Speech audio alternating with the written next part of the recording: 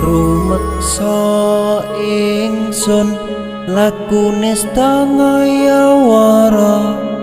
kelawan mekak hawa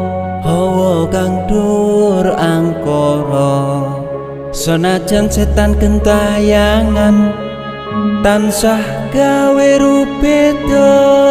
hingga pupusing jaman hametek ingsun nyirep geni wisamurka maperhardaning panca saben ules sing netra linambaran sih kawelasan ingkang paring kamulyan Sang Hyang Jati